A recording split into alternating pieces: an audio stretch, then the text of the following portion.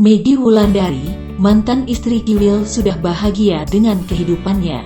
Tak lama setelah cerai dari Kiwil, ia menikah dengan seorang pengusaha bernama Mamat Muhammad. Namun, kebahagiaan Maggie sedikit terusik. Pasalnya, suaminya yang sekarang disebut-sebut mirip dengan Kiwil oleh netizen. Tak terima wajah suaminya disebut mirip Kiwil, Maggie Wulandari pun langsung membalas komentar tersebut. Ibu 3 anak ini lantas menyebut jika wajah sang suami tidaklah mirip dengan Kiwil. Bahkan Maggie pun menyebut jika disandingkan, netizen akan menilai wajah suaminya dan Kiwil sangat berbeda jauh. Tak hanya itu, mantan Madu Rohimah ini juga menyebut jika sang suami lebih pas untuk peluk ketimbang Kiwil.